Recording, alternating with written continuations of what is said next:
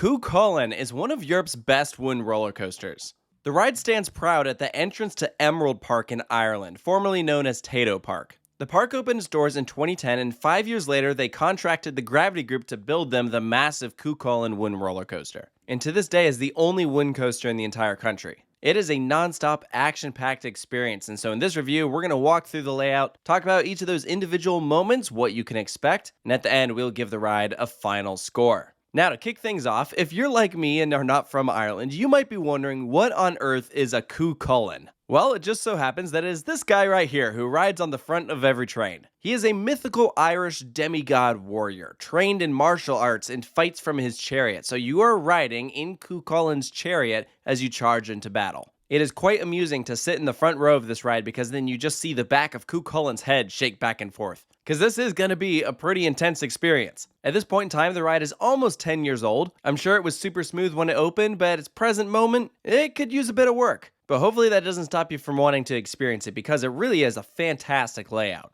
It's exclusively airtime hills and bank turns, and luckily the Gravity Group are experts in this. They've produced some of the best wooden roller coasters around the world, and this is actually one of their larger creations. It's 105 feet tall, max speed 56 miles per hour, and 19 different airtime moments. 3,950 feet of track, and it uses every inch. Your experience begins by passing under this huge statue located directly next to the ride's entrance. That's pretty much the only theming you'll get. The actual queue and station is very plain. When we rode Cú Chulainn, they were operating the attraction with 2 trains. Each train features 12 cars, so 24 passengers per vehicle. You just have the lap bar that you pull over from the side. These are Gravity Group's Timberliner trains. The big pros with these is that they can navigate extremely tight curves, which Cú Chulainn absolutely takes advantage of. As you roll out of the station, you'll take a left-handed turn to start up your lift. I love the view that you get going up of these huge towering flags on either side. You have the parking lot to your right, the rest of Emerald Park to your left, and as you crest over, you are greeted with a 65-degree drop. In the back row, you get some crazy airtime. You are just pulled over, building up all the speed, and Cú Chulainn throws you into a tunnel, and right in the middle of this tunnel is a speed hill. That is some excellent ejector airtime. It is sharp and it comes fast. You shoot back into the daylight and rise up into this hill, banking then to the left, gradually rising into another much larger hill. And this is another big drop that you're going to want to be in the back row for. Overall, that is where I opted to get most of my rides on Cú Chulainn, but I didn't think there was a bad seat on this attraction, and the front absolutely has its pros too.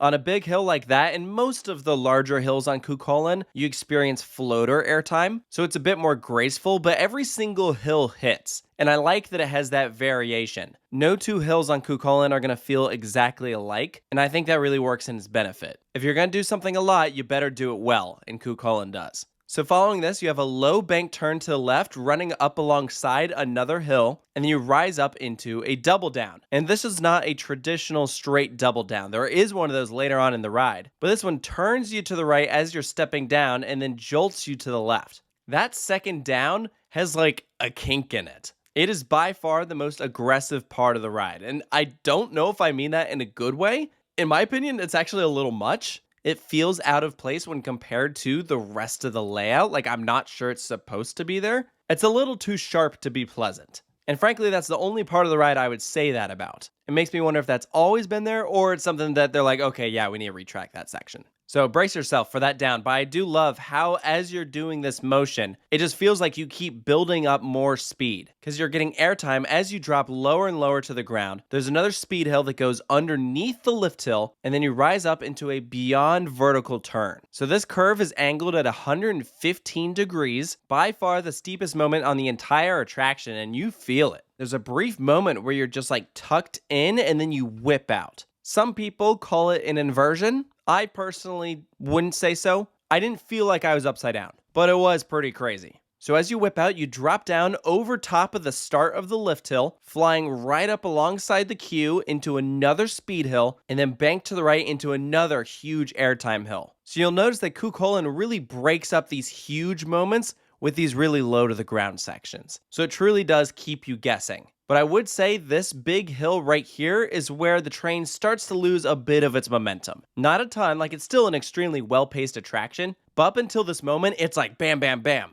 And then at the peak of this hill, it's like, okay, I have a second to take a breather. This larger hill turns into essentially one drawn out double down. So you take your first dip, bank a little bit to left, and then your much larger drop up alongside that tunnel. And you take that immediately then into a double up. I love the airtime you get on those two hills. It is so awesome. And you keep that momentum riding alongside the curve of that first big turnaround that you experienced. You might notice a slight speed reduction here as you gradually start to climb back up. But luckily it's not for long because this is the beginning of another double down. And because of the trains that Gravity Group uses, your lap bar stays in a locked position, so you're guaranteed to get great airtime the entire ride without that bar pressing any lower into your thighs. Because I can think of a lot of other wooden roller coasters that you kind of end up stapled by the end. But even on these final hills, you're going to come flying. So after this, there's another airtime pop, and then you'll bank to the left in a hill that breaks up what would otherwise essentially be a large helix. And then there's another huge hill, great head chopper as you're dropping down into a tunnel, and then you rise up into the brake run.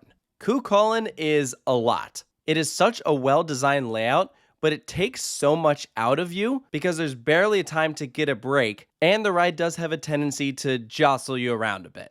Like, I would consider Cú Chulainn rough, but not unbearably rough. I've heard that it's gotten rougher over the years, and frankly, I wouldn't be surprised if the trains have something to do with it. I can't say for sure, but I wonder if the Timberliners are too much on these larger coasters. The Timberliner trains don't bother me on some of the smaller Gravity Group family coasters. I actually think they're perfect there. But as soon as you throw in higher speeds, more aggressive positive G-forces, I feel like that'd be taking more of a toll on the track. Because another similar ride in size to this that has the same trains is Hades 360 at Mount Olympus. And that is a very rough attraction, but I think also a lot of it has to do with maintenance. I don't know how well Emerald Park takes care of this attraction. I'm sure, first and foremost, a retrack would help. I think if Gravity Group put in their pre-cut track, it would make a world of difference. My only worry is that Emerald Park clearly just made a huge investment with Tir na Nog and their two new roller coasters. They might not have the capital to afford a major retrack on a ride this large, especially when, realistically, it wouldn't draw in any more guests because people are going to show up regardless of how it's running. Some parks in the past have done a huge marketing push whenever they retrack one of their rides, and I think it's smart to, but other parks just do it and it flies under the radar. But I hope that's something that Emerald Park considers for the future, and I think if they went that route, Cú Chulainn has the potential to run the best it ever has. And now with the addition of Tir na Nog, Emerald Park is more on people's radar than ever before. This is the time to do it. Not retracking Cú Chulainn would be holding it back.